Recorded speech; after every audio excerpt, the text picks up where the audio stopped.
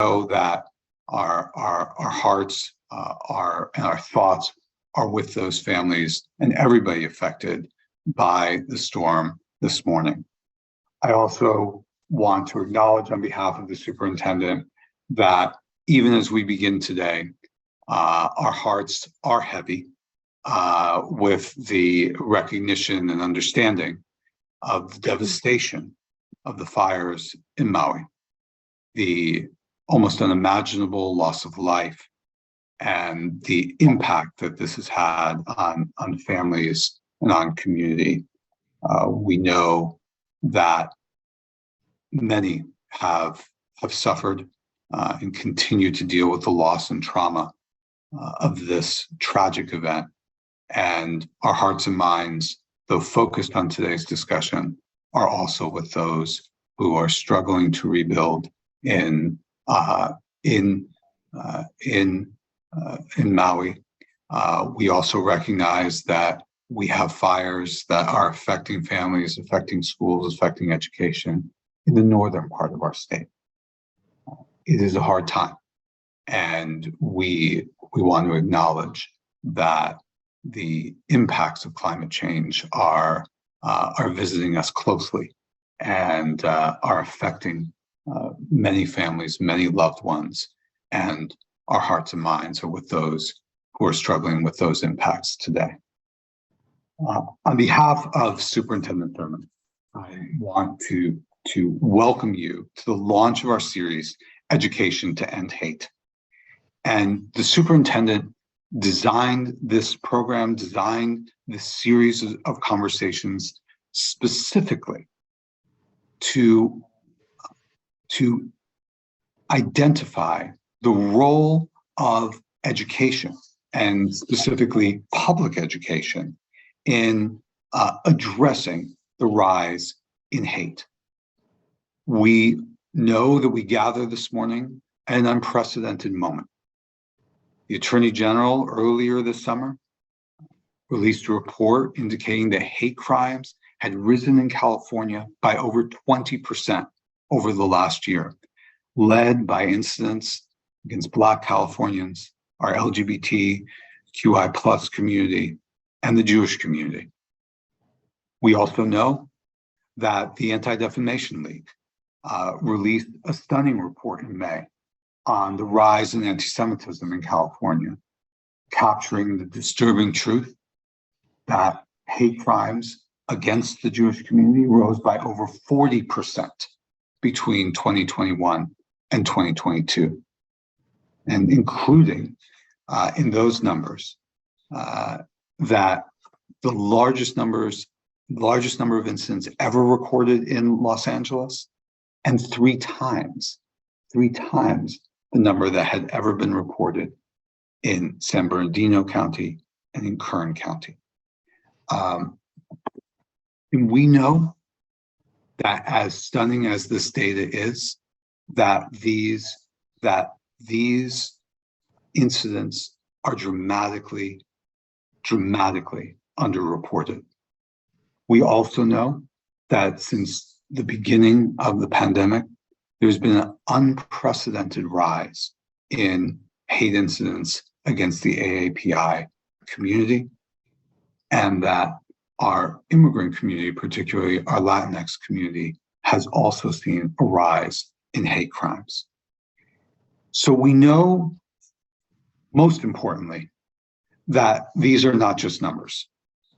Every time there is an act of hate, every time there is an incident, every time there is a threat, a child is affected, a family is impacted, a community is destabilized, and the hurt and pain is palpable, and it affects us all.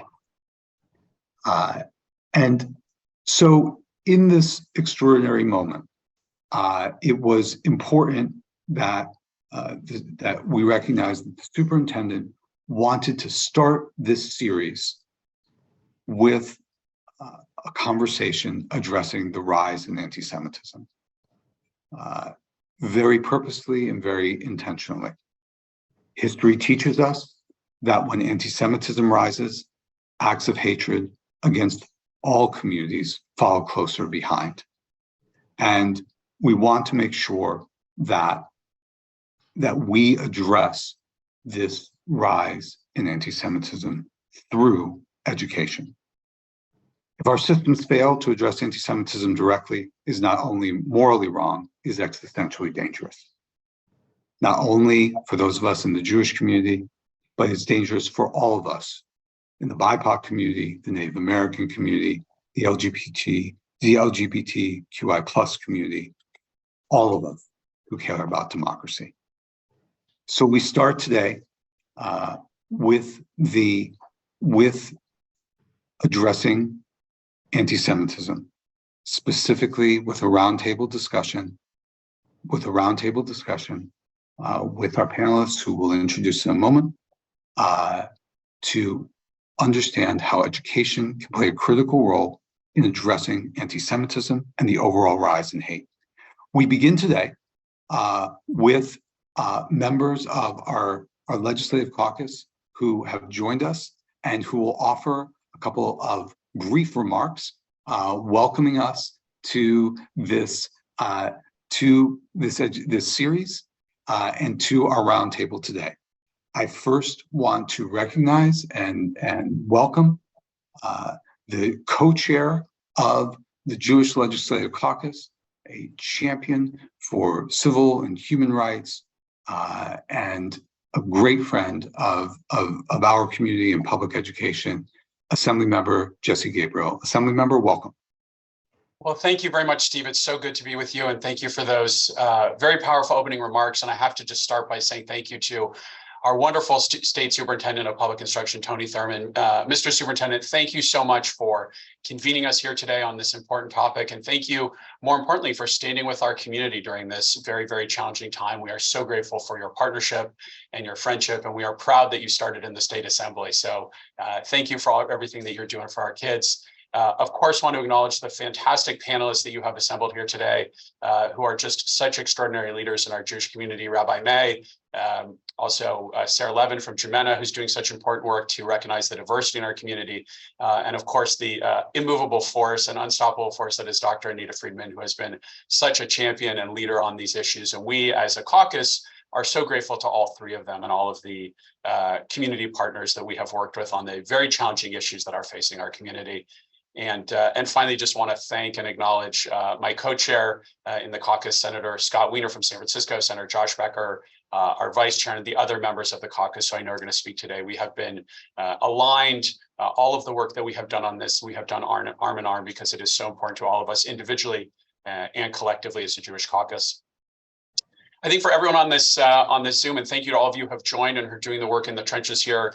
It is no secret if you are Jewish or if you have Jewish friends or interact with Jewish students or folks in the community, the tremendous levels of anxiety that our community is feeling at this moment, really unprecedented for my lifetime. I'm 41 years old, and things today feel very differently than they did certainly when I was growing up as someone who's very proud to be Jewish and very involved in the Jewish community.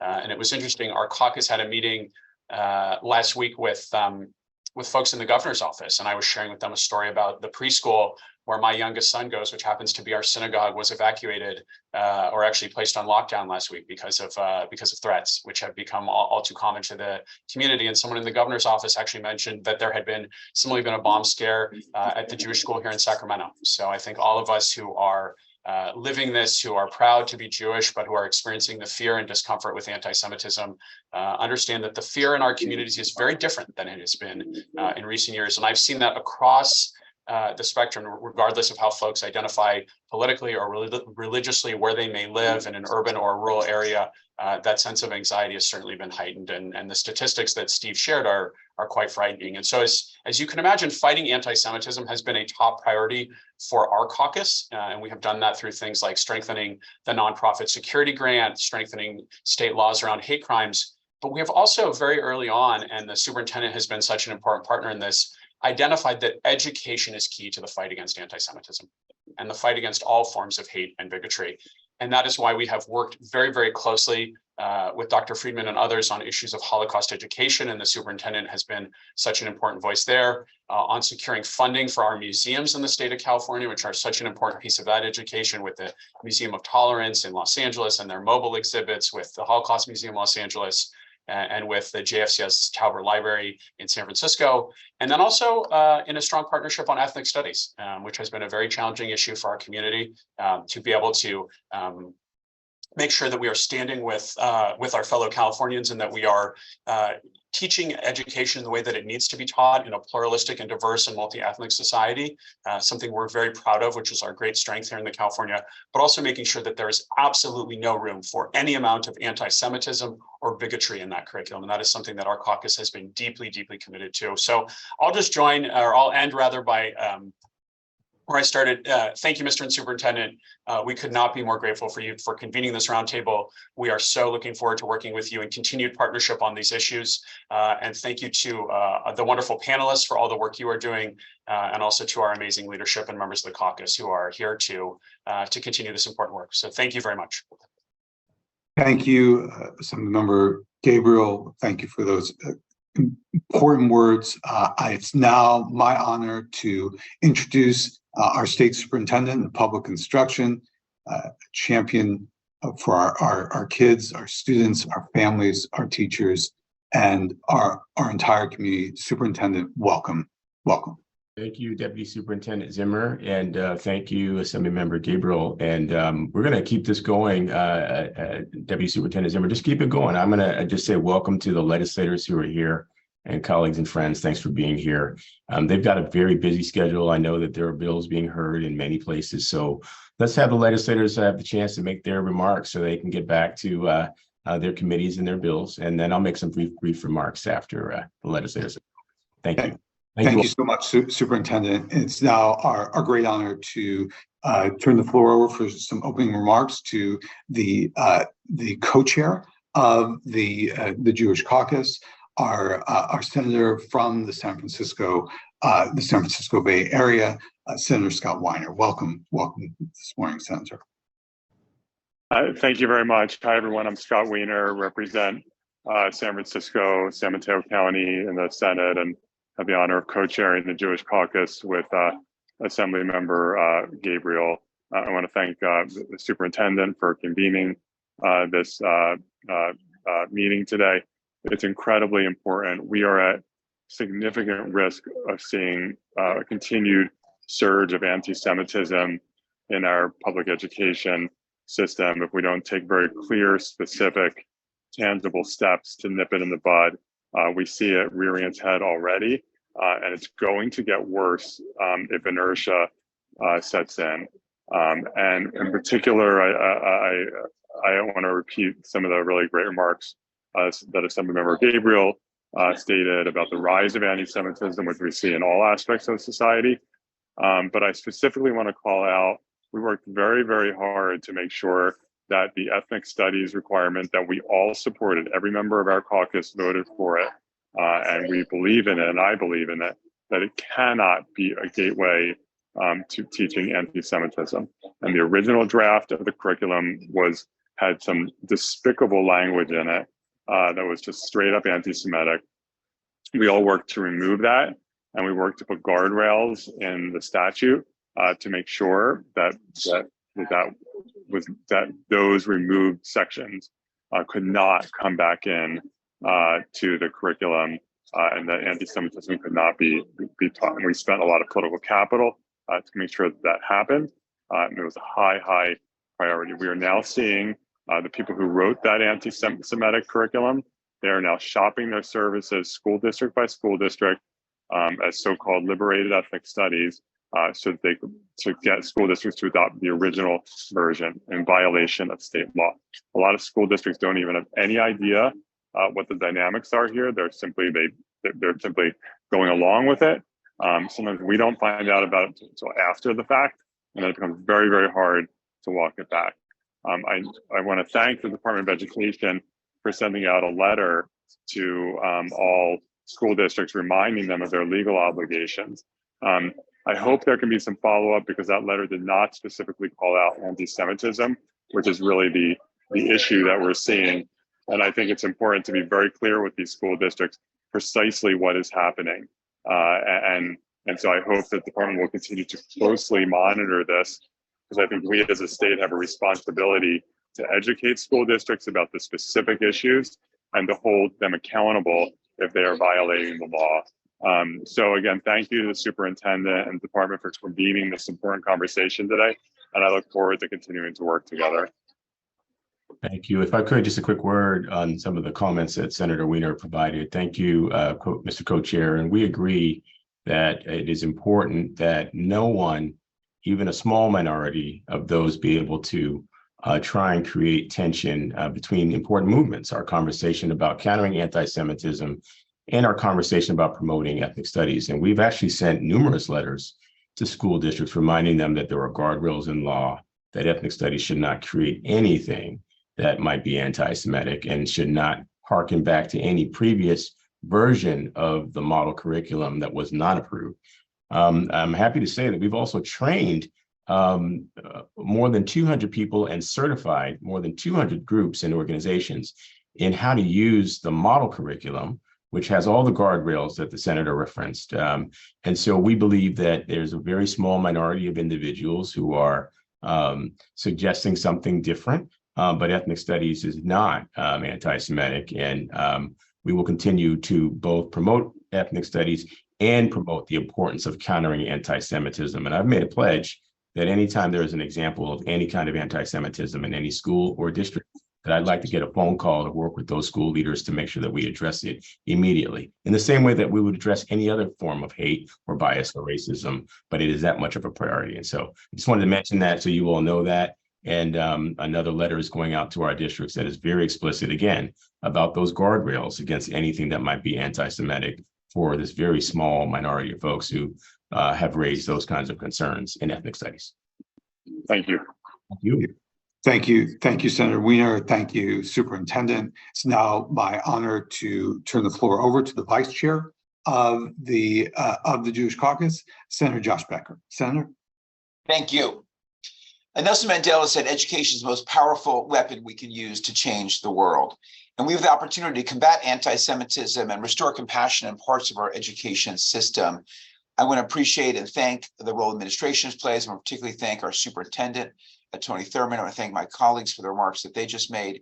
And again, appreciate the role that the administration has played in developing education policies and ethnic studies curriculum that embrace our diversity and protect the Jewish community. Our local school boards are also fighting back against this rising level of hatred, and our legislative and Jewish caucuses are standing firm against anti-Semitism wherever it surfaces. I want to mention one other program. This year, as part of my role with the budget, I championed a $300,000 ask for the Ochman Family Jewish Community Center in Palo Alto to support the Prez Fellowship Program. This is a pioneering model to prepare teens and their allies for college by holding seminars over a 5-month period with curriculum that talks to the Jewish identity and understanding the challenges Jews face on campus, provides coaching on conflict resolution and management, creates allyship, instills practices of wellness and mental health, resilience as high school seniors face transition to college. This is one more important investment in combating anti-Semitism among our future generation of leaders, although I know, of course, more needs to be done. As Vice Chair of the Jewish Caucus, I will continue to fight for investing in combating anti-Semitism and protecting all Californians. And what really inspires me is the strength of our students and rising to meet all the challenges of this current time. They're fighting the most difficult battle on the front lines, and they're making their voices heard loud and clear that this is not acceptable. To them and everyone on the webinar today, I say keep fighting, and we have your backs.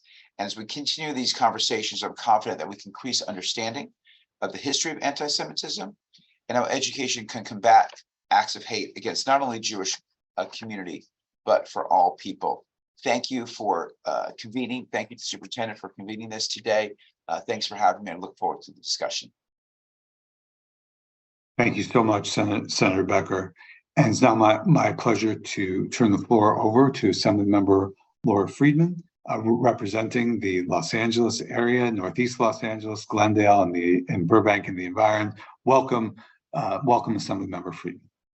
Thank you. It's very much an honor to be here. And I want to thank the superintendent and my former seatmate, Tony Thurmond, for inviting me here today. And I especially want to acknowledge the superintendent's work on combating anti-LGBT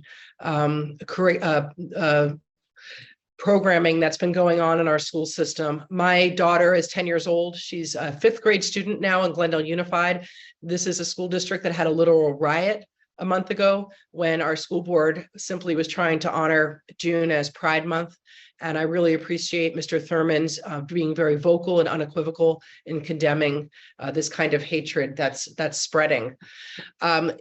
Just like the anti-LGBT attacks that we see, anti-Semitism has also been very much on the rise and normalized, unfortunately, I believe, by right-wing extremists across the country, by conspiracy theories like QAnon that have made their way into the mainstream.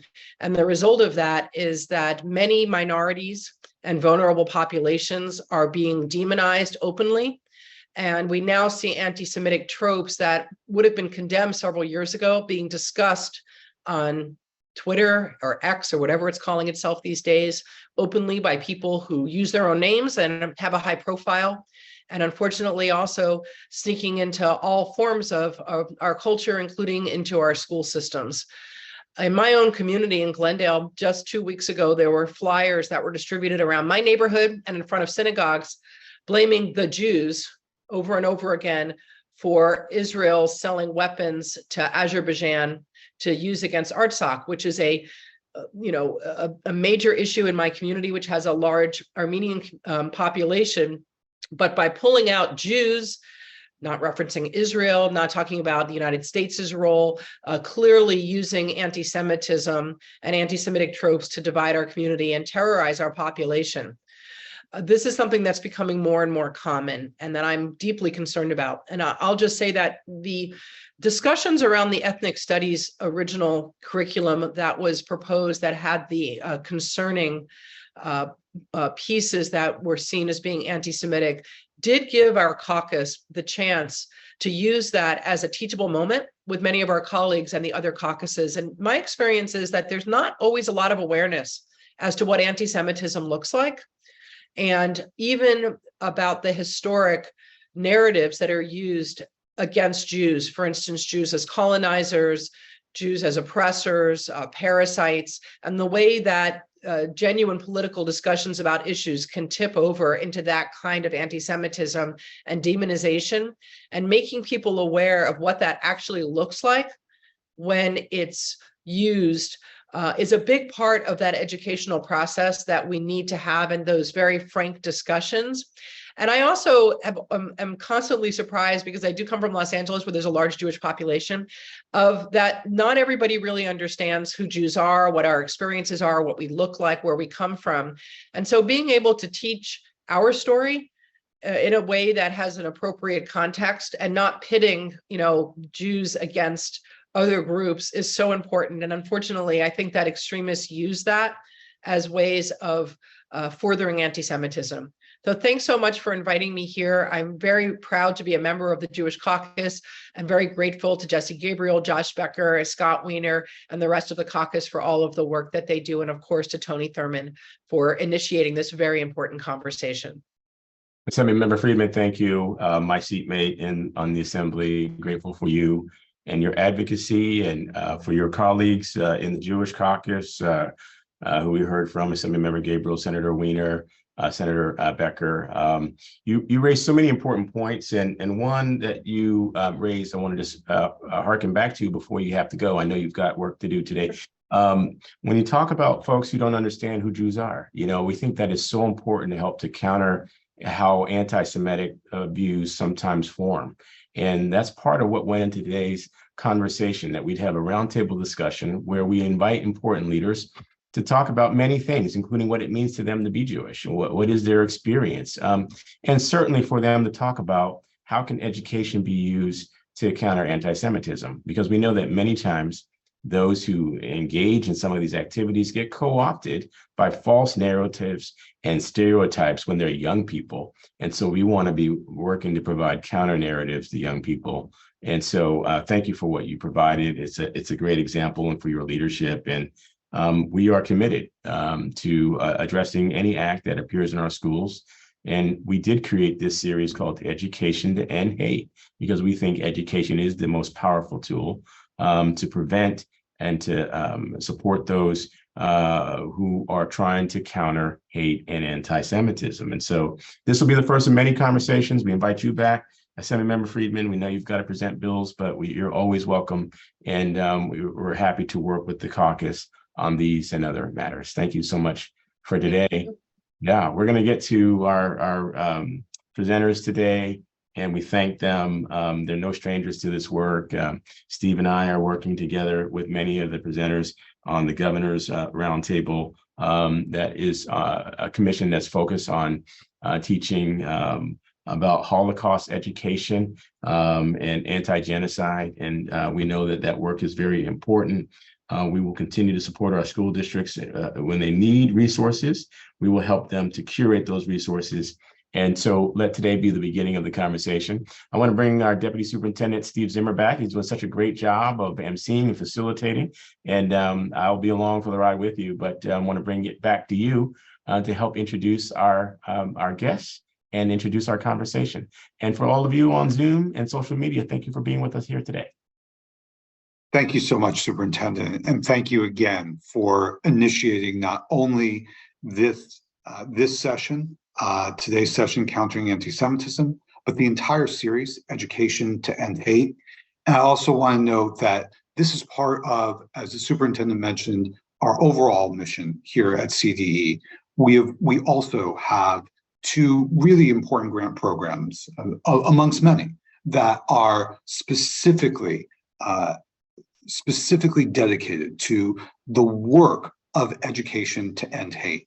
We have an anti-bias grant that we have released over $20 million to school districts throughout the state to counter bias through professional development and other specific activities to end the bias, the root causes that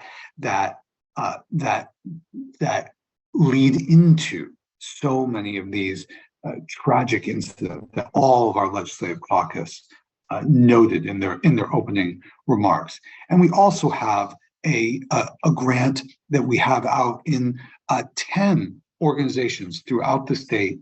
And this grant is specifically targeted to end social isolation, because we know that so often when our students feel isolated, when they feel outside, when they feel rejected, that they are susceptible to a lot of the messages of hate. So these two grants, combined with many other programs, are part of the superintendent's overall vision that we are launching today with this very, very important conversation. And we, the superintendent, myself, our entire team, are so honored to have three incredible panelists with us today.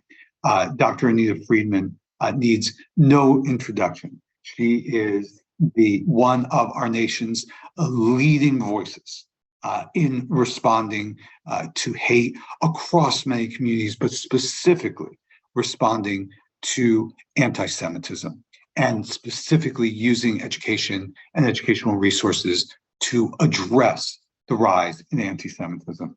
Dr. Friedman heads the Jewish Family and Children's Services of the Greater Bay Area, one of the foremost social service organizations in our entire state. Dr. Friedman is one of the nation's and really an international leader on Holocaust education and the importance of education around the Shoah in this moment. And she serves on many commissions, many boards, and we're thrilled to welcome Dr. Friedman to this panel.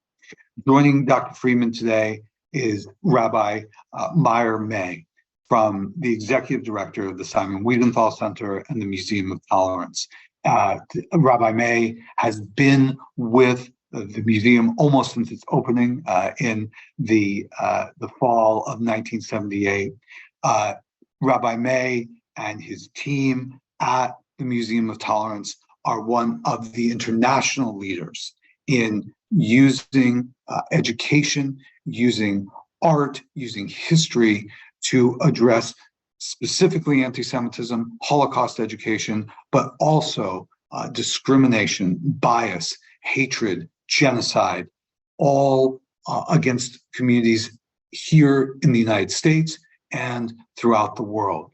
Rabbi May is a leader in the efforts to expand not only the reach of the Museum of Tolerance, but also the reach of organizations throughout the state and throughout the nation who are centering communities in places of learning, of healing, and of growth. Rabbi May, we welcome you. We're so honored that you have joined us today. And finally, Superintendent, myself, our team are thrilled to welcome Sarah Levin, who is the Executive Director of Jimena, Jews Indigenous to the Middle East and North Africa. Sarah has been with Jimena since 2010 and has become one of the leading voices in our nation and across the world to ensure that there is an understanding of the diversity of the Jewish community, and specifically address issues of anti-Semitism and hate that is directed towards our Mizrahi and Sephardic Jews here in the United States, but also across the world. She has done incredible work nationally and internationally to raise the issue of Jewish refugees, particularly from the Middle East, but from across the world, and ensure that Jewish refugees have support and have services as they integrate into both here in the United States and other nations across the world. Jimena's work in countering anti-Semitism, specifically providing curricula around the issue of Jews indigenous to the Middle East and North Africa, has been groundbreaking. And we appreciate, Sarah, you being with us, and we welcome you to this roundtable today. So on behalf of the superintendent, I'd like to welcome our guest. Superintendent, I'm not sure if there's anything you'd like to add as we get started with our conversation. Let us begin. Let us begin. So for our panelists, our first question is directly in line with the introduction that Assemblymember Friedman gave. And we want to ask each of you about how you define Judaism. How do the different elements of Jewish identity, religion, culture, community weave together in each of your lives? And how has that evolved for you over time? So I think we'll start with, I see Sarah has come off camera. We'll start with Sarah. Hi, everyone. Good morning. It's an honor to be participating in this conversation, so thank you for inviting me. I want to thank you, Superintendent Thurmond, Steve, and the CDE for hosting this discussion on anti-Semitism. This is a critical week as our students in California are returning to public schools, and as simultaneously, incidents of anti-Semitism continue to plague our state. So thank you, and thank you to all of the educators who have joined in. I'm so incredibly humbled to be in a panel with Dr. Friedman and Rabbi May, who I've learned so much from, and who continue to be such important national leaders of Jewish Americans. I'm sitting on Miwok land in what is now called Marin County, so I want to offer a land acknowledgement to the Indigenous people from here. A little bit about my background. I'm from Chicago, Illinois. My father's family are Sephardic immigrants who came to the United States from Turkey and pre-state Israel. And my mother's family came from Eastern Europe. My maternal grandfather was a Holocaust survivor. And my mother-in-law is a former Jewish refugee from Iraq. So my kids are what many Israelis would call a salad. Their ancestors spoke Ladino, which is Judeo-Spanish, Judeo-Arabic, Hebrew, and other languages. I grew up hearing both Yiddish and Ladino, and I was raised to be very, very proud of my mixed Jewish heritage, which I still am today.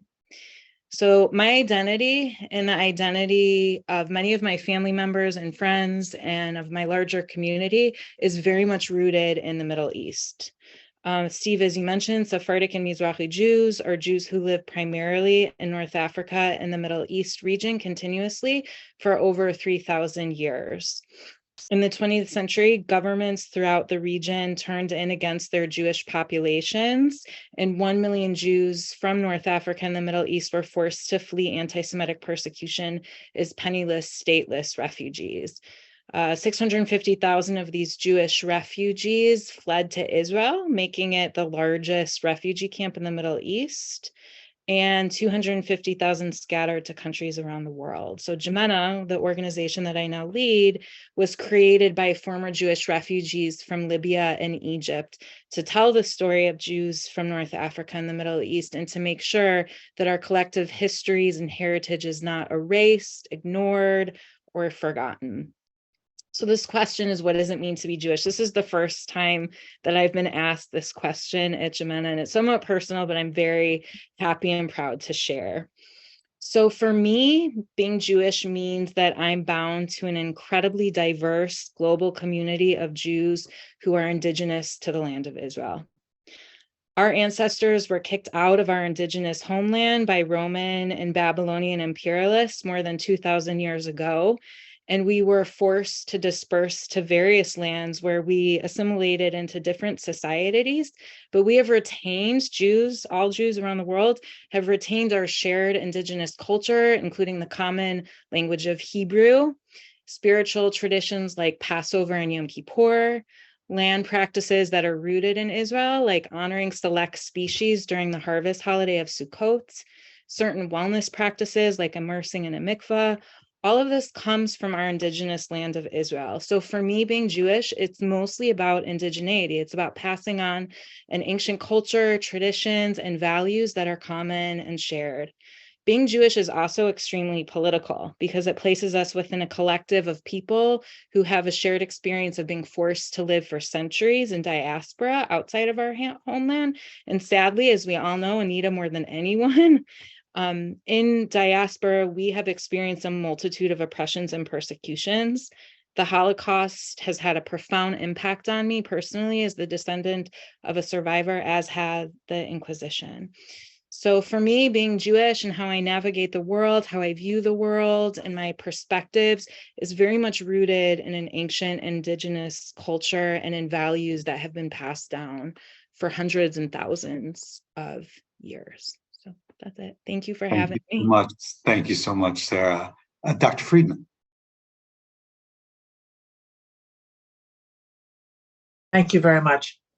First of all, I want to thank you, Superintendent, for your leadership, for putting this on the agenda. Oftentimes, this issue of anti-Semitism is not front and center. The fact that you've chosen to put this front and center, you understand the form that this takes in this moment, is a real tribute to you and to the leadership of the state, to all of you. I think it's very hard for people to understand this subject matter of what anti-Semitism is, because it's not a form of racism. It has that component to it, but it's its own thing. And so people don't really understand how to identify it, and it changes in every generation. I want to just say a few things personally, because all of us have a very profound personal story. Our lives are full of tragedies and triumphs that have brought us to this moment, that have brought us to this webinar, that have brought us to the work that we are all doing together. I came to this country with my family. We're Holocaust survivors. I didn't speak English until I was 5. I lost everyone in my family, my sister, my brother, my aunts, my uncles, my cousins, my grandparents. After the war, 200 people were murdered, and there were just 5 of us left. What did that teach me? It taught me the importance of building a society that values all its members and that protects and takes care of its members. When we see the kind of anti-Semitism that we're seeing right now, we know that it's a sign of deterioration of our society, and that affects all of us. Anti-Semitism does take different forms in different generations and thousands of years ago, and this is the longest hatred. It's referred to as the longest hatred because it's been around for 3,500 years, and it has to do with I think human beings having a hard time treating people who are different than they are with respect. And that's part of the human condition. It used to take the form of hating Jews as a religious matter. It became an issue of hating Jews because they were seen as racially inferior and genetically inferior. And now it takes the form of a lot of exclusion, political exclusion, hatred of the Jewish state, Israel. But all of it is based on a conspiracy theory that runs through all forms of prejudice, discrimination against Jews, that the Jews are seen as being other and having power and influence that is actually incorrect, and there's a certain evilness to it. The form that it's taking now in our schools is very dangerous. And that's something that I think we're going to talk about in more detail. But Judaism, properly understood, it's not a religion. It has a religious component to it, but it's not only a religion. Judaism, properly understood, is not only a culinary tradition, although it does have that element to it. It's not a biogenetic inheritance. Jews come from 100 different countries and look different, and they come from India, and they come from South Africa and Central Africa and North Africa and South America and North America, from every different country, and they look different. But what brings them together and brings us all together is a shared story.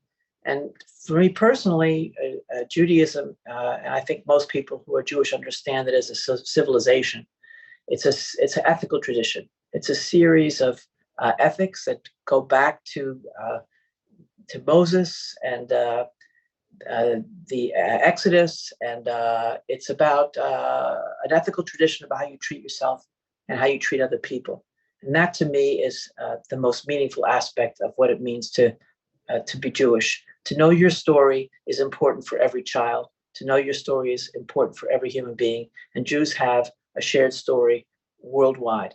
The situation we face now is, I think, quite dangerous.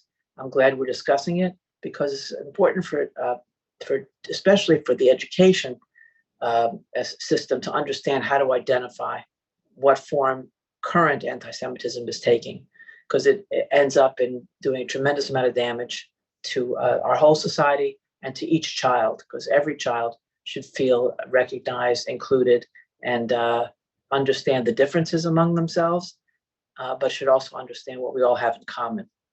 So I look forward to discussing this in more detail, because we are seeing requests in my work. I'm chairing the Governor's Council on Holocaust and Genocide Education with you, Senator Stern, who I think is here, with you, Superintendent Thurmond, and with the Attorney General Bonta, appointed by the governor, because I think, as you have, Superintendent, understands how dangerous this is to our whole society and why we need to deal with it at the highest levels of government. Thank you so much. Thank you so much, Dr. Friedman. Rabbi May, and I want to invite all of our panelists to stay on camera as we begin our discussion together. Rabbi May? Well, good morning, Steve. Thank you so much for including me. Mr. Superintendent, it's so good to see you. You don't look any older. It looks like this is an easy job. What's going on with you? First of all, I'd like to thank everyone really for joining, not only all of the dignitaries that joined, but everyone who joined, because this is a subject that requires real thought, real action, real consideration, and real maturity to deal with issues of hate as it applies to the Jewish community, but certainly as it applies to all communities in California and beyond. I would say that I want to thank you, Mr. Thurmond, Superintendent, for convening this. It's what we talked about almost 3-4 years ago in your office, the importance of confronting anti-Semitism. Usually anti-Semitism is mixed into all hate, and it's important to say that anti-Semitism, because of its significance numerically and statistically, that has to be called out specifically for what it is, and it's great that you're doing it. I want to thank the members of the Jewish Caucus for their work protecting the Jewish community, certainly with the security grants, and also supporting institutions like ours, the Museum of Tolerance, that's out there every day providing the education that we're all talking about to 7 or 8 million kids that have come through the museum that would not have had an experience, would not have had that kind of exposure to the subject of hate in our social lab, and then the subject of the Holocaust in the Holocaust exhibition. So let me talk a little bit about how I see my role as a Jewish leader, but also as a Jew itself. You know, I am religious. To me, Judaism as a religion is very critical to me. You can see I'm wearing a yarmulke, that's a head covering. For those of you who don't know what that means, it's not to cover horns. I don't have horns. And the reason I say that is because we get that question many times by educators in the Museum of Tolerance. So that's indicative of some of the problem. I wear this yarmulke on top because it reminds me that God's on top of me, that I have to always have the vision of God surrounding me so that I will perform as he would want me to perform. Now, it's not only religiously, as was mentioned, not only culinary, not only in terms of marriage laws, not only in terms of praying in the synagogue, but Judaism for me is a all-encompassing experience. It's not only a question of religion, it has to do with man and God, but also has to do with man and man. I have an equal responsibility every single day to treat my fellow person with human dignity. That should be a core value for every human being, that we treat others with human dignity, and understand that everybody has the same basic needs. They want to support their families, they want to bring up their families, they want to have joy and pride in their families, and they want to perpetuate their culture. And the Jewish people is no different than that. So what are the values that I would like to espouse and also aspire to? First of all, learning. I think Jews are called the people of the book because we like to learn. I myself have finished the Talmud 3 times. I'm doing now 3 more times. It's a folio a day, takes 7.5 years to do it. And it means that I want to keep my mind fresh and current and understand what it is that's in the Torah and in the Talmud. I also have faith. I also have to have faith. I have faith in people. I have faith in great human sacrifices that people have made in order to observe their religion and to keep their faith under the most difficult circumstances. And I spoke about human dignity, but we also have another one, responsibility for each other. A Jew, by definition, has to be responsible for others, and that means Jew and non-Jew. As soon as the Maui tragedy began, I started looking, who do I give the money to? How do I support this? How do we step up? I don't know how many Jews were involved in Maui. It wasn't important to me. That's not the issue for me. The issue for me is people are in trouble, and I have, as a Jewish value, arevut, a responsibility to others. I also have, as was stated earlier, centrality of the land of Israel, the biblical land of Israel.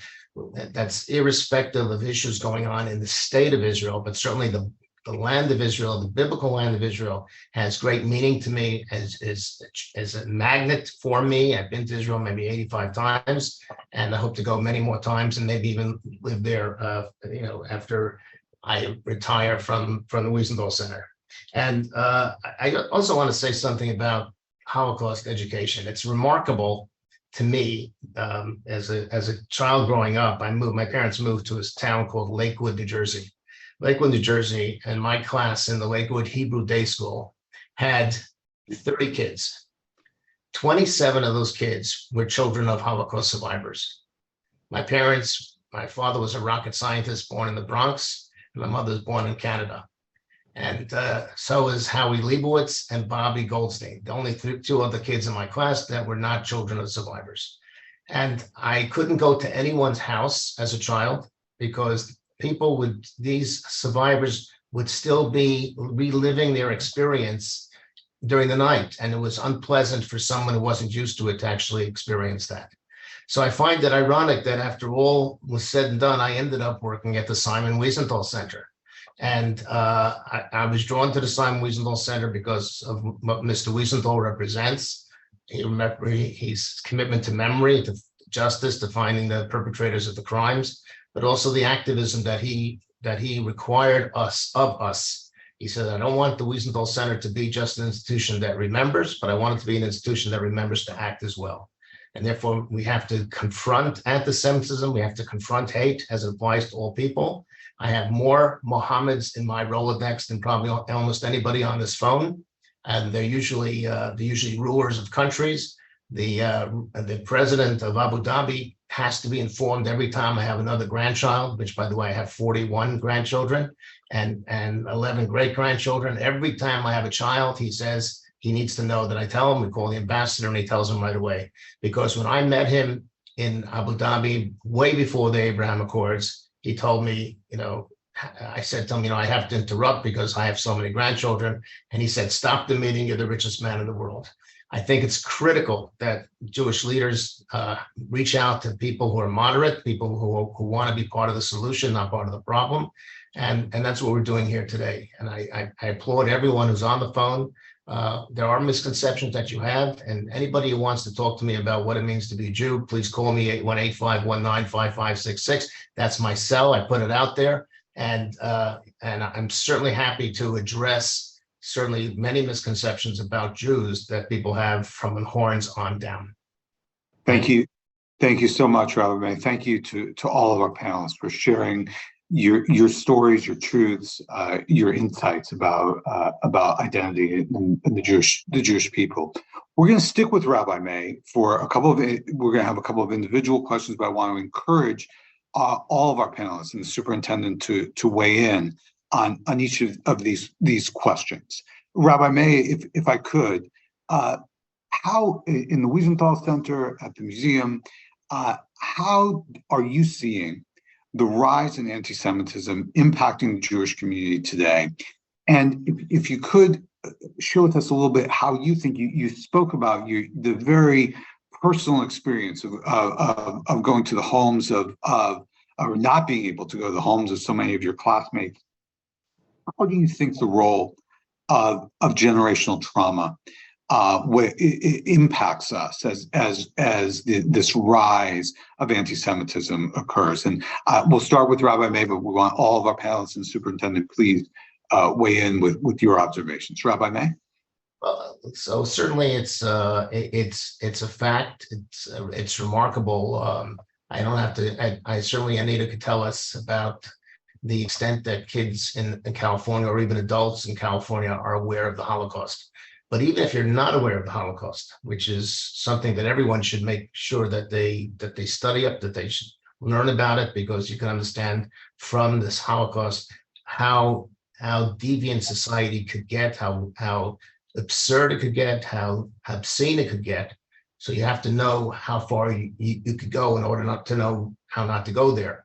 But I would say that the trauma that the Jewish community is experiencing today is not the trauma of the Holocaust. It's the trauma, of course, I'm not talking about Holocaust survivors. I'm certainly not talking about children of Holocaust survivors or descendants of Holocaust survivors. And I'm certainly not judging any trauma or weighing one trauma against the other. But to your point, the trauma today is personal security. The trauma today is nothing less than personal security. I can't go into any synagogue without a guard standing in front. I have to identify myself before I go into synagogues. I was yesterday in New York, in Manhattan. I couldn't go into the Fifth Avenue synagogue without identifying myself.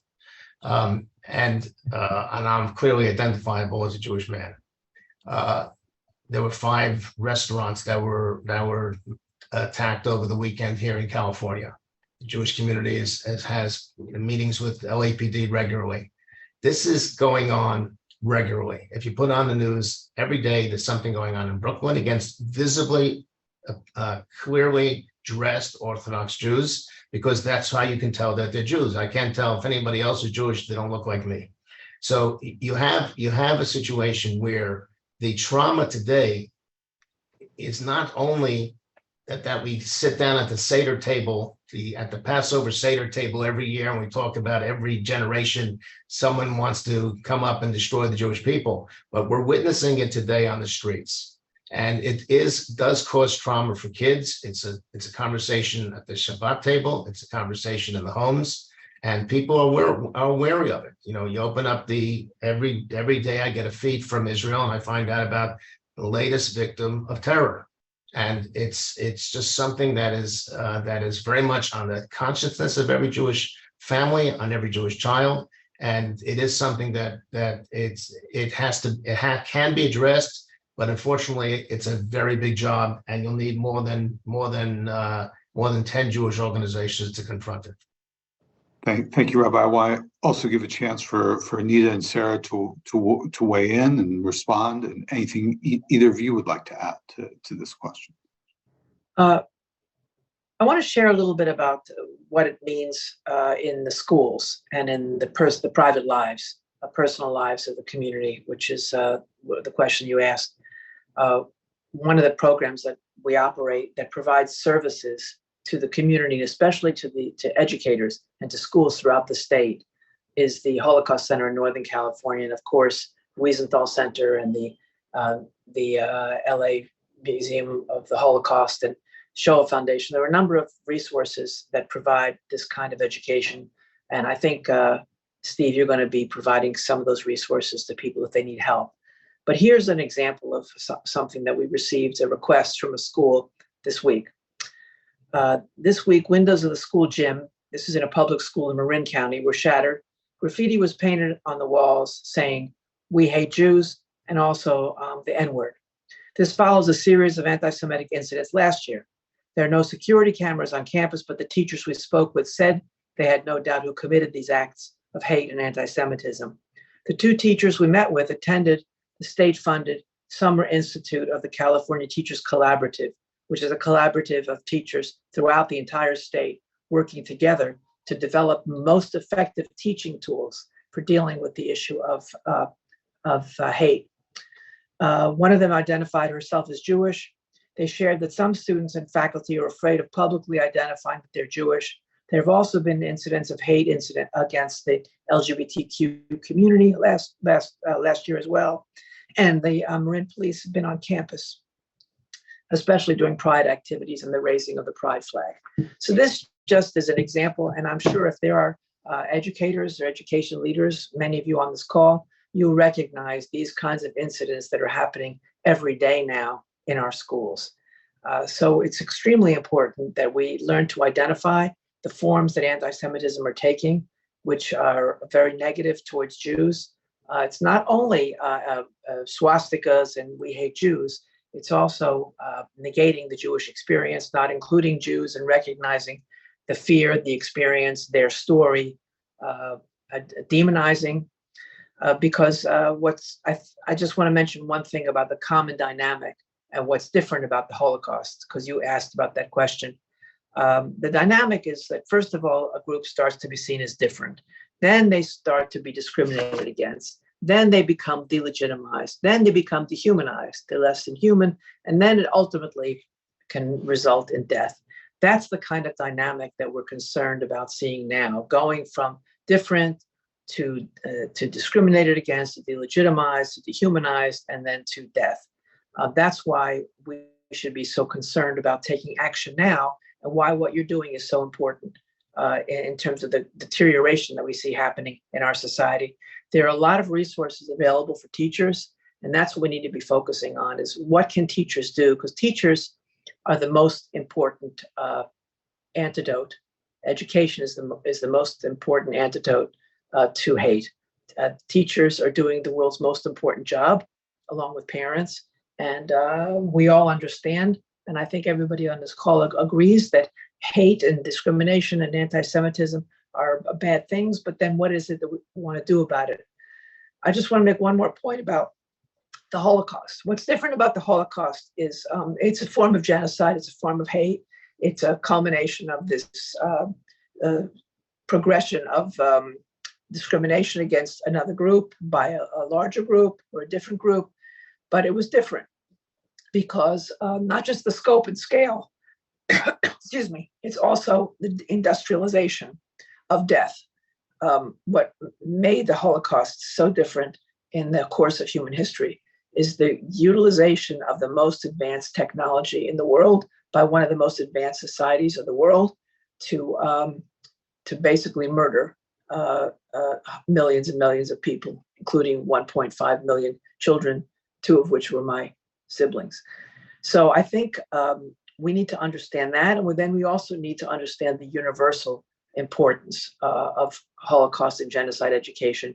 And that's, I think, why this initiative on the part of the state to put this on the agenda, to establish a governor's council, to establish teachers collaborative that brings together teachers, develops curriculum, is so critical. It's to giving teachers the tools that they need in order to deal with this in the classroom.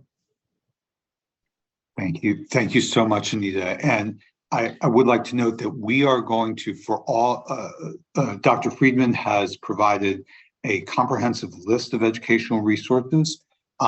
Technology, interestingly, has some limitations to it, so we can't drop it in the chat.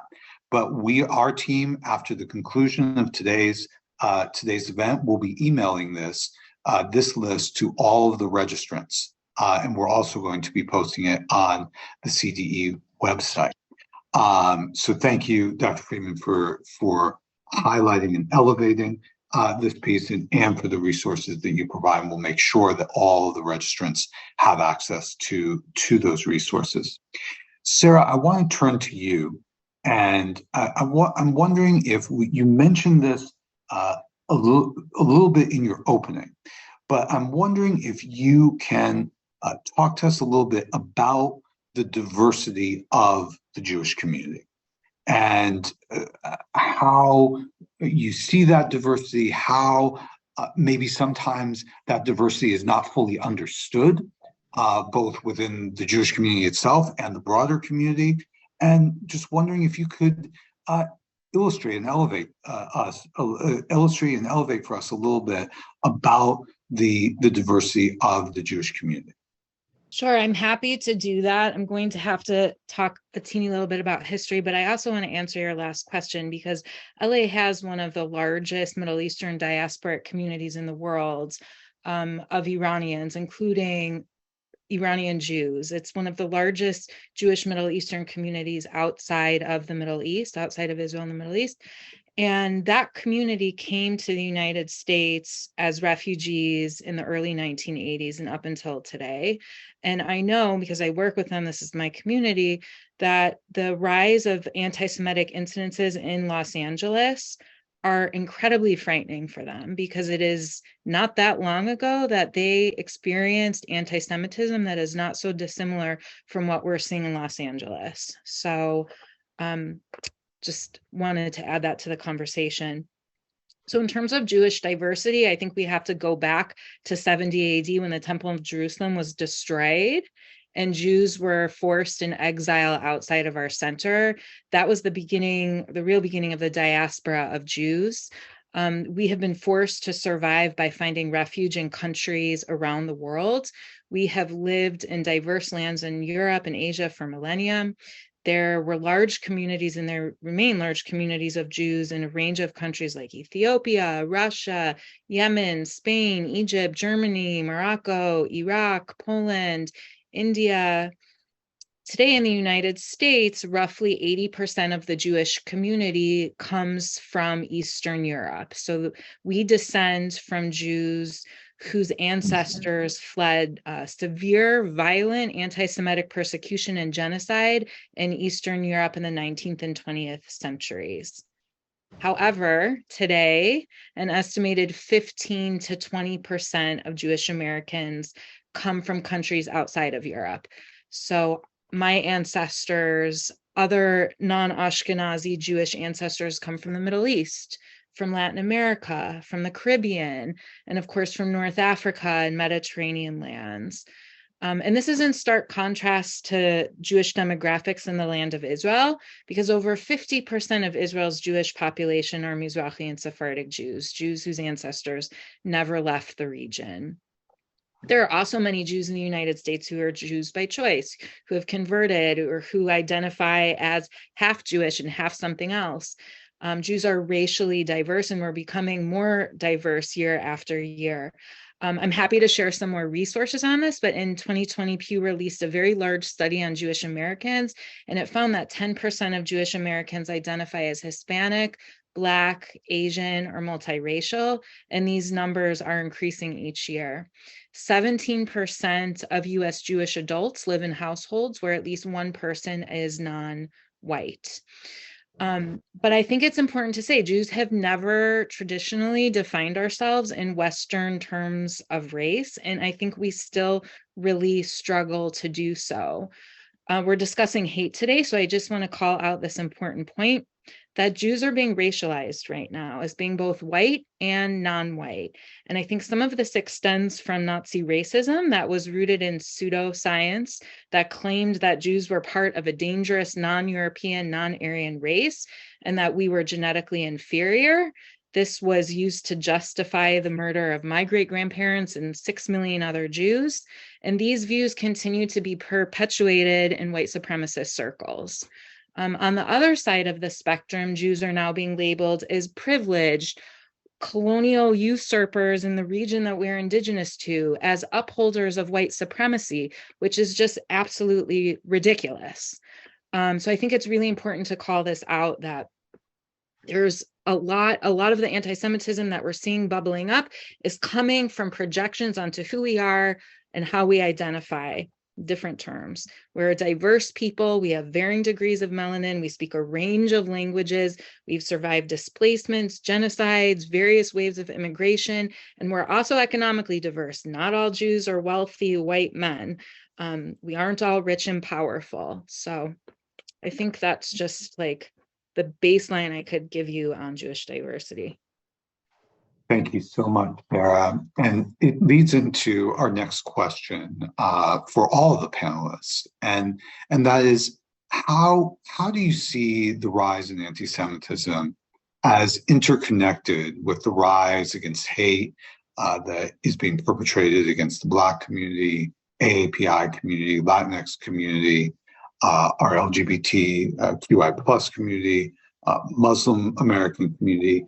And how do you see the interconnectedness and intersectionality, if you will, of those the rise in hate? And maybe even more importantly, how can groups who may not have always worked together find solidarity in this moment? And in each of your work and your practice, maybe you can give us some examples or indicators of this solidarity that give you hope. And anyone who would start. I'd be glad to talk about that a little bit, because in the field of education, when we discuss especially issues like ethnic studies, what does that mean? There's been a lot of tension about that because Jews were excluded, as if Jews are not an ethnic group and don't have a story and don't experience anti-Semitism, and also have contributed greatly to the society. We should be working in common to create a culturally competent classroom. What does it mean to have a culturally competent classroom? Every classroom should be a culturally competent classroom. It means that every student should know their story. They should know what their differences are. There should be an effort to reduce stereotyping, but they also should know what they have in common. How do we stitch together our children in our education in order for them to understand how they're different, and feel proud of that, but also to understand what they have in common in this country? We don't have enough education in terms of civics, and creation of a culturally competent classroom is the basis for creating a healthy, decent, fully functional society that recognizes both differences and commonality. That has deteriorated in this country. So the level of tension between different ethnic groups, people who are different, has really exacerbated. We're seeing that running through all of our conversation this morning and through everything that we're all deeply involved in. So an effort to set the example on the state level by creating a culturally competent classroom, I think is really important, which is why, for example, Holocaust and genocide education is important in terms of teaching the lessons of what happens when people start to be pitted against each other. There are a lot of lessons in that, but also teaching that all students should see themselves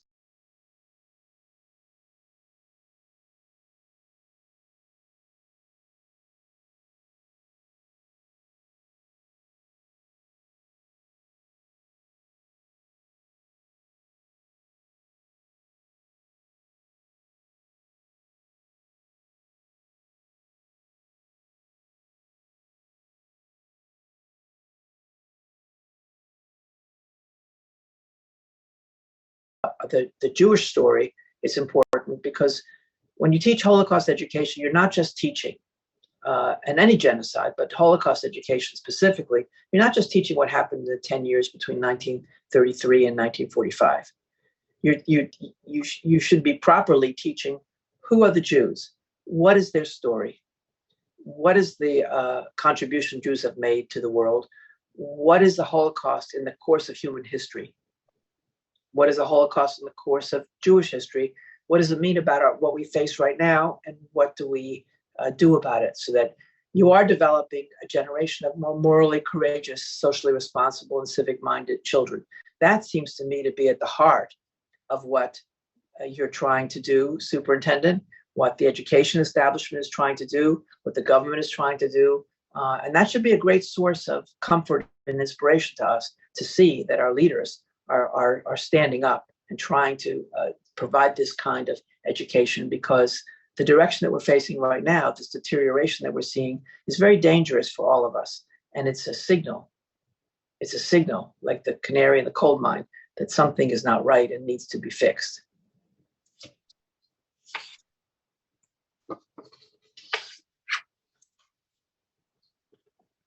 I'm happy to jump in. Please. So I would just say that the statistics on anti-Semitism are harrowing, as we all know. 63% of religiously motivated hate crimes in the USA are targeting Jews, who are less than 2% of the American population. I think Jews are scared. Jewish students are being targeted. This is a really frightening time. What gives me hope, and related to your question, are coalitions like the one that Jimena started called AMY, which is Advocates for Inclusive Middle Eastern Education.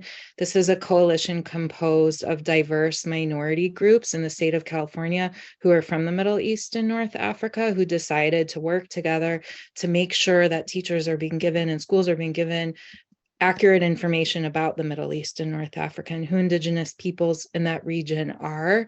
This is a coalition comprised of Coptic Christians, Assyrians, Baha'is, Kurds, Yazidis, etc., who make up a minority majority population of Middle Easterners in our state. There's so much, as I said before, misinformation circulating, and I think that departments of education and schools, training institutes have a responsibility to make sure that our educators are being given the right information. So I'm very proud of this coalition, and I hope to see more like this emerge. Thank you. Thank you. It's very, very encouraging. Rabbi May? Yes. First of all, I appreciate very much what the other panelists said. I think that we also have to arm our children in schools. We have what we call a combat hate action plan, where we tell kids that if you, number one, practice self-care, take a break if it's needed, reach out to adults at school if you hear things that are uncomfortable, let parents and guardians know if that's the case. Discuss with your friends when things are uncomfortable around you, but don't just take it passively. Then, of course, digital controls, which is very important. Report offensive posts to social media platforms directly. I wanted to say this earlier. There is a real threat to the Jewish community from the influencers, people who use great access to the internet, to have many, many followers. We simply cannot keep up with the influencers. If someone says, if Kanye West said what he said, and it went out to 20 million people, how can I correct that? You know, it's like someone said, you have a pillow full of feathers. If you open up the pillow and throw them out, how are you going to gather all the feathers? You can't. And if Kanye West and others say things that are irresponsible, not thought through, not really in their in their experience to be able to comment on Jews. I don't comment on in areas that I don't know about, and they shouldn't comment in areas they don't know about, but they do. And it's now out to 20 million people. So now I have to worry that 20 million of Kanye's followers have now bought into the misinformation that he sent them. So it's very, very critical for us to be mindful of what our kids are seeing. We have to block users from our feeds. We tell kids to block users from their feed if they're being inappropriate. We try to encourage kids to avoid clicking on sites that then limit the traffic to those sites and make them less popular. We want images documented. If you see something terrible, send it to us so we know what they are. And then we want you to counter the speech. This is a stereotype. If you get something terrible from a friend, you're like, no, this is a stereotype. Or hashtag, I'm not okay with this, or hashtag silence this. We have to empower children in our schools to know that they also have a voice. It used to be, I'm going to go a little bit on a tangent for a second. We used to have issues in the UC system. I went to see the chancellor of the whole UC system. And I said to him, this is what happened on the college campus. And he says, well, there's freedom of speech. And I said, of course, there's freedom of speech. I applaud freedom of speech. I'm a proponent of freedom of speech. But you too, sir, have the right of a freedom of speech to call out hate if you see it on your campus. And you have to call it out because that's your prerogative to call it out unless you agree with it.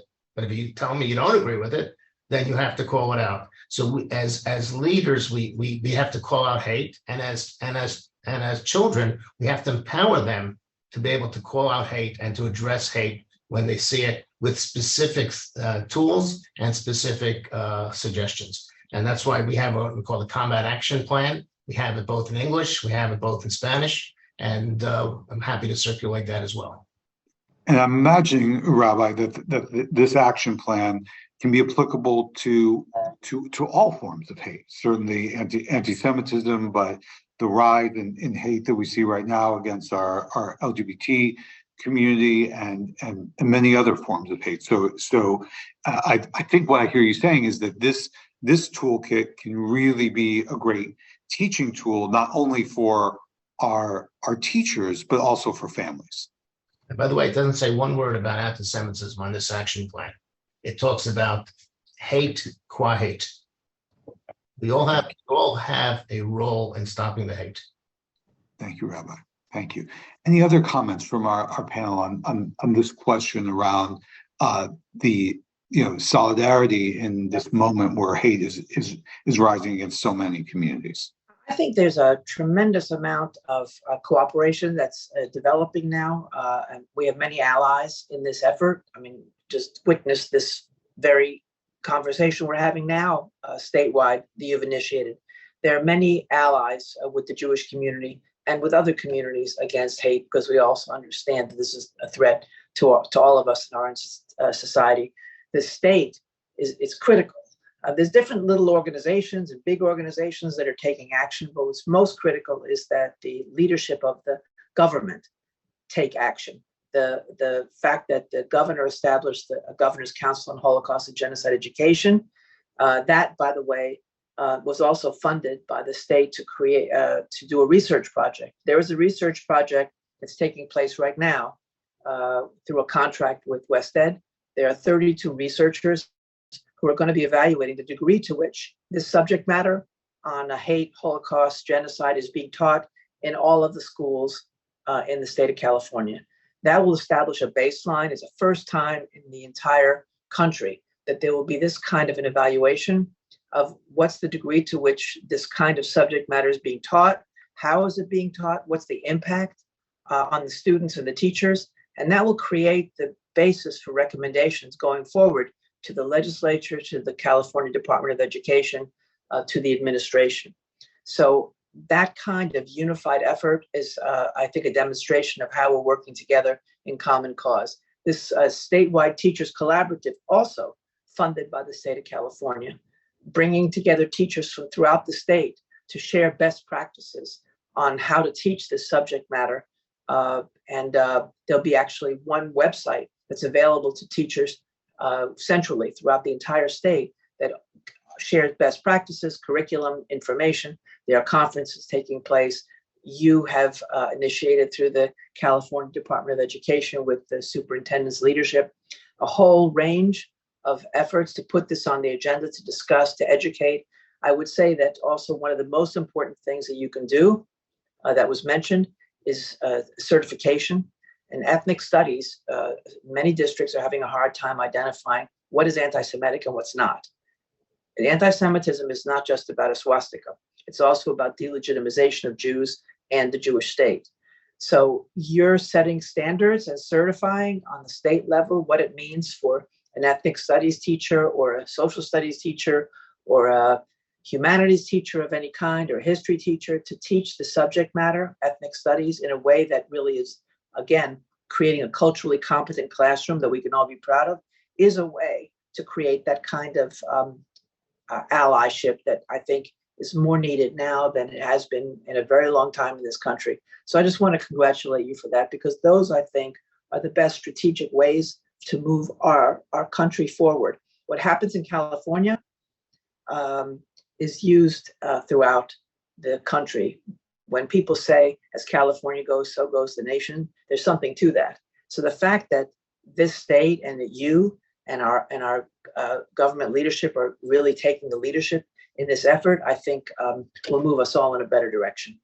So thank you for that. Thank you so much, Dr. Friedman. You've led us poetically into our last question, which is specifically as this series launches, Education to End Hate. Specifically, what is the importance of the role of education? Dr. Friedman just spoke about it. Rabbi May and Sarah, you've also spoken about it. But specifically, what role can and should education play? And to get even more specific, as kind of our closing, if you will, what message do each of you have for the teachers and the educators that are listening in today, that are listening through social media, and as we're recording this and to be able to use this as a teaching tool? What message do you have? And just as a reminder, we will be to the registrants, we will be sending out, we will be emailing resources to you after the conclusion of today's event. But what message do each of you have to the teachers, to the district leaders, to educators of all types who might be listening in to today's conversation or might have a chance to listen to it in the future? And any of our panelists can begin. If I may, I want to say this, a number of years ago, probably about 10 years ago, there was a school district in California where they were graduating junior high school students. There's about 25,000 kids. 5 teachers were the chair of the history department. And the dissertation that these kids had to write was, did the Holocaust take place? Which was an astounding question to even pose for that to be the dissertation subject. So I went at the time to Tony Atkins. She was the speaker. Now she's the Senate president. And I said to her, this is not tolerable. We're prepared to host 25,000 kids from then to the end. It was the end of the year. We hosted 25,000 kids of that school district at the Museum of Tolerance and the educators. And as a result of that was born an education teacher training at the museum, which has done to this day more than 75,000 California educators. The point I'm making, though, is the problem is not only what's going on in the classroom among the kids, it's what the preparation for the teachers is that really needs to be addressed. If I could give you a litany of questions that we are asked by teachers that have nothing to do, that are astounding, they're literally astounding. I mean, from the fact that that Jews might have committed a deicide against Christ. Do we still believe that? Do we think that Jews are the synagogue of Satan, which is espoused by Louis Farrakhan, the greatest anti-Semite in America? And these are the people that are in the classroom. They're teaching because they represent the broader society. We have to do a very good job of teacher training. and to address the issues that teachers have to learn what it is that they know and what it is that they don't know. And we have to put a concerted effort in doing that. We do this every year. We train about 5,000 teachers a year, and it's a big job. And certainly, as was said earlier, we need more teachers. Mr. Superintendent, we got to make sure that the teachers are really prepared to walk into the classroom, not only in terms of writing, arithmetic, and the other R, but simply because they have to, that they're talking about the biggest issues today. You know, people ask me, when could you go into the Museum of Tolerance? How old can you be? And unfortunately, I tell them that by grade 3, most studies say that kids have formulated their positions about others by grade 3.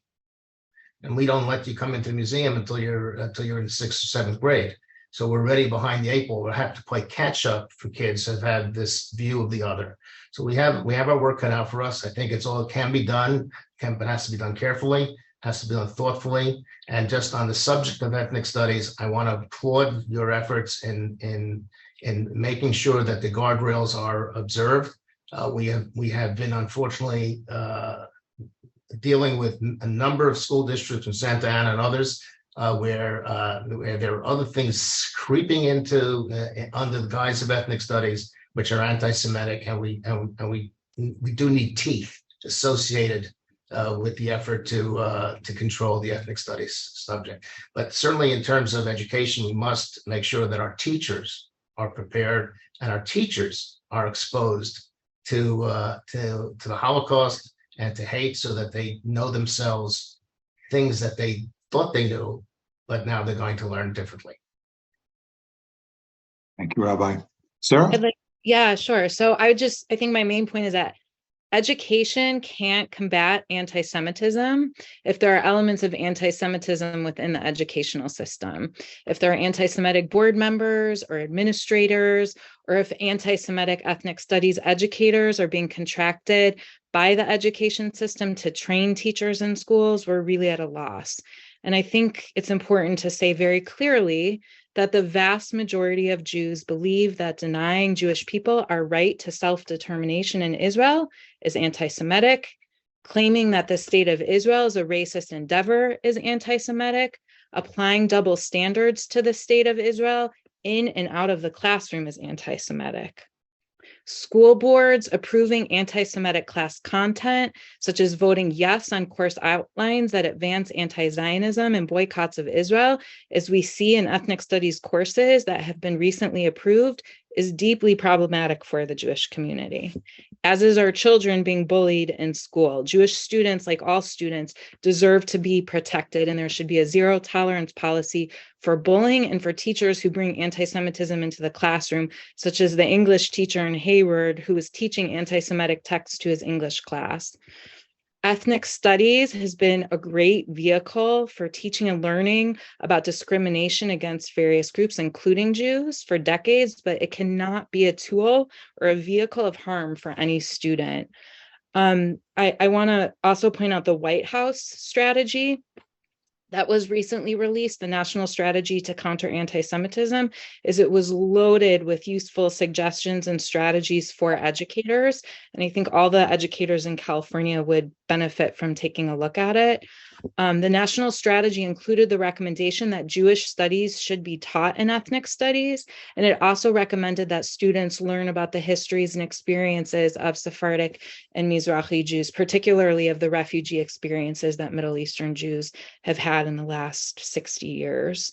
As a result of this recommendation, Jimena curated a non-exhaustive collection of lesson plans on Mizrahi and Sephardic Jews, and that also includes the California's SBE approved lesson on anti-Semitism and Middle Eastern Jewish Americans. I hope that that can be distributed to everyone who's on this call.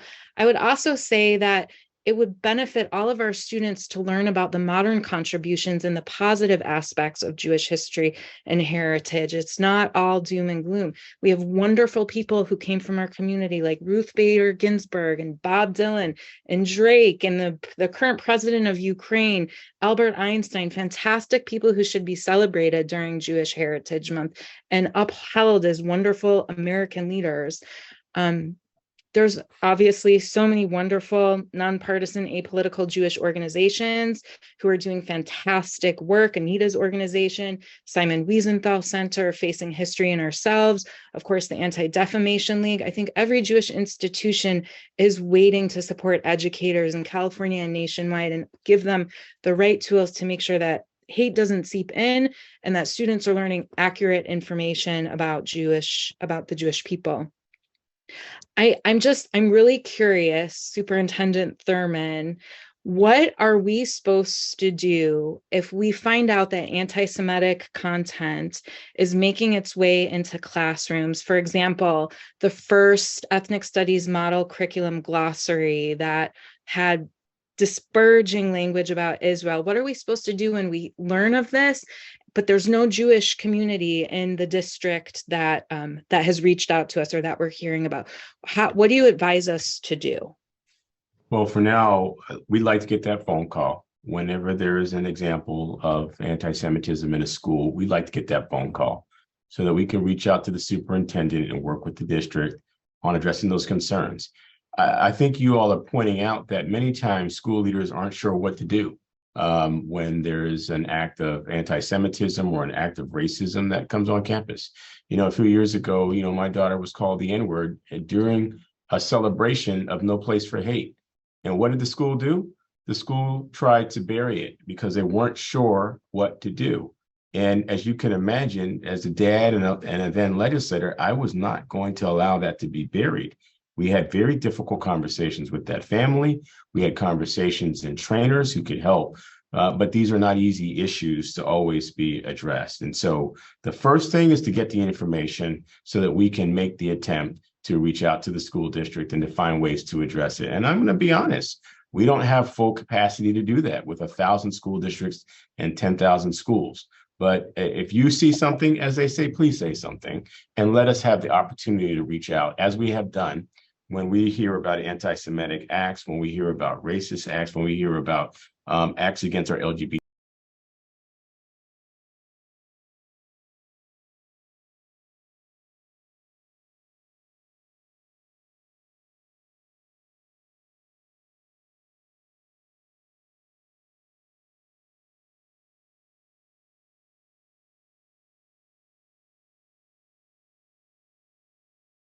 You as needed. Thank you. Superintendent, I want to thank you for that because what I wanted to end with, at least from my perspective, is to underscore that there are resources in the state. There's a very effective Jewish Public Affairs Council, JPAC, which represents the voice of the organized Jewish community very effectively. There's a Jewish caucus in the legislature.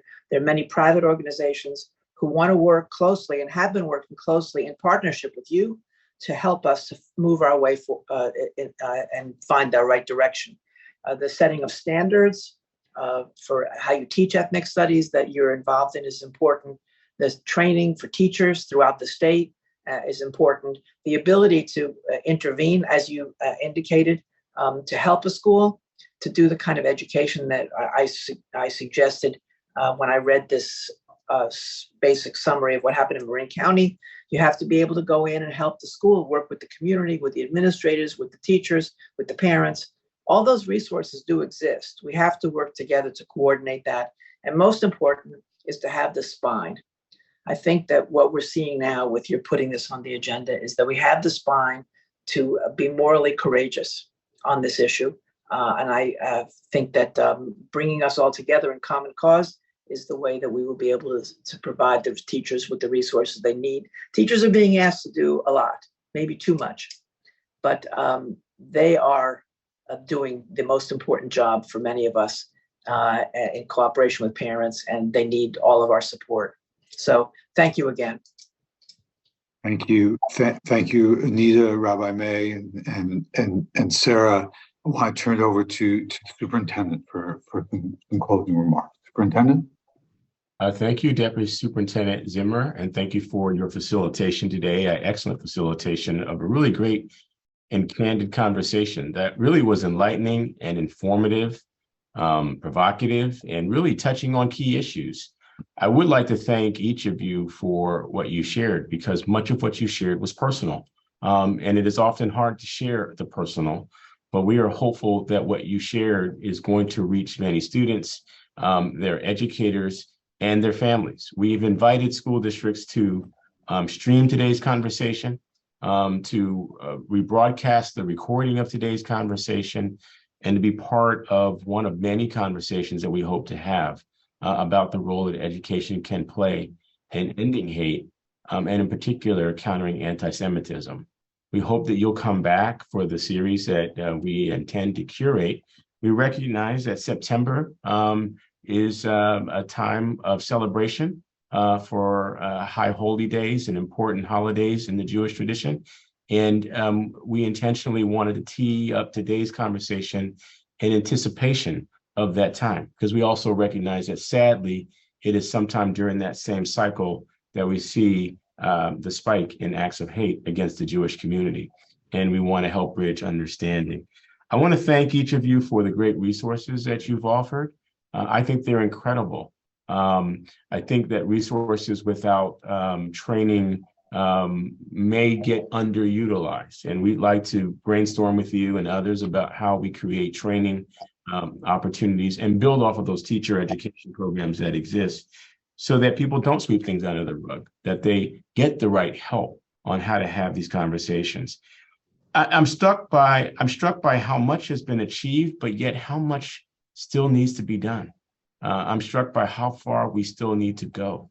And as I think about that, I feel like the only way we're going to get there is if we can build multi-ethnic, multi-racial coalitions that many of you talked about. You all talked about wonderful intersectionality. I think that there's no limit on groups that have experienced some level of oppression. And as they say, none of this is about the oppression Olympics. No one needs to compete. We should be prepared to strike out hate wherever it exists. I say that to say that we'd like to work with you and others to build coalitions with others who will be concerned about anti-Semitism, who will be concerned about racism, who will be concerned about homophobia, who will be concerned about addressing hate in general, because you all have seen that even as we're doing all this great work, we are seeing a rise in those who would say that we should be banning books, that we should not have conversations about race. And many of those individuals are perpetuating hate as we speak. And so we'd like to work with you to build strong coalitions. We hope that you will join us in future sessions.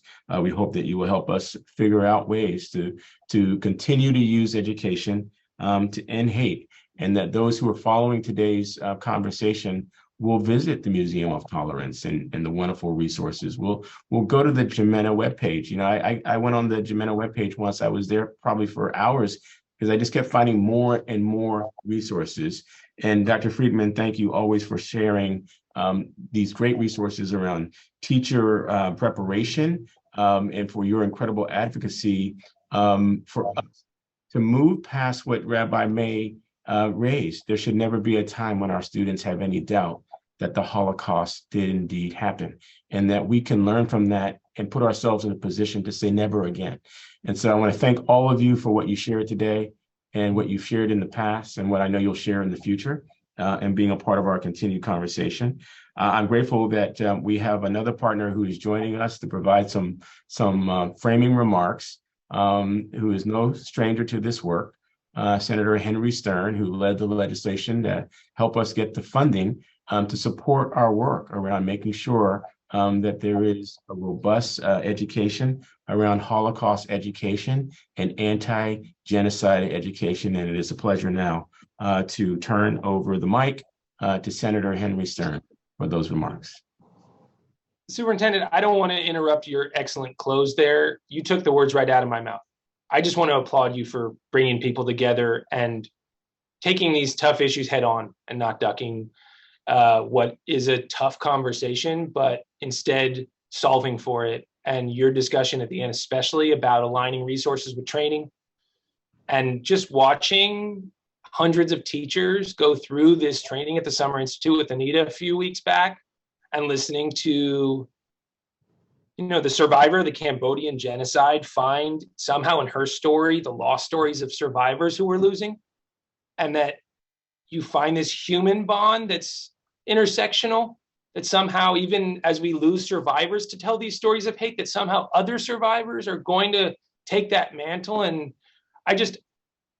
I was transformed. Hundreds of teachers were transformed. Now let's make it thousands of teachers, and let's sort of bottom up attack this hate problem here while we sort of scrutinize some of the other insidious efforts going on out there. I am so sorry to interrupt your flow, but I really do. You've got the best minds here. Your staff, Mr. Zimmer, we know his work deeply in Los Angeles and trust in his alliances here and his experience. So just thank you. Thank you, Senator Stern. You're right on time, as always, and I've appreciated our conversations about how to work on these issues and the intersectionality and the things that you've shared. And so thank you, and we're excited to continue working with you. Dr. Friedman, thank you. Director Levin, thank you. Rabbi May, thank you. And thank you, Steve Zimmer, for your facilitation. You'll get the last word. I just want people to remember that there are those who would relish in seeing intergroup conflict, and we must not allow them to have that. It's a simple adage that many people say, and it couldn't be more true than ever. We are stronger together, and we must find ways to work across our differences and our different ideas and not allow those who would like to see us pitted against each other to have that moment. And so thank you again from the bottom of my heart for being here today. We know that we'll have many ongoing conversations. And now for the final word, I'm going to turn it back to Deputy Superintendent Steve Zimmer. Thank you so much, Superintendent. Thank you for inspiring us. Thank you for leading us. Thank you, Senator Stern, for your inspirational words. And to our panel, again, as Superintendent said, Director Levin, Rabbi May, Dr. Friedman, we, from the bottom of our hearts, we thank you. I just want to close with two brief logistical things. Number one, hold the date of September 12th. We've tentatively scheduled that as the next in our series. I want to remind the registrants that you will be getting an email from us with some of the resources that we referenced today. And let me do a final close with this. We are at the beginning of the school year. We want to take this opportunity to thank all of the educators who are listening today, all of the teachers, all the district leaders, all folks who work with children across the state. We start our year, every year when we work with children is a year of hope. And let us make this the year, through your leadership, Superintendent, through the amazing words and resources that were shared today, and through these coalitions that we just referenced. Let us make a year that starts with hope. Let's have that hope actualized in the dreams of our kids, but also in the solidarity that we can show to respond to this moment as we've needed it, like so our panelists have said, like never before. We thank everybody who's attended. We thank everybody who's given their morning to us. And on behalf of the superintendent, again, we wish you a great school year. Thank you, everybody. Thank you. Take care, everyone. Thank you.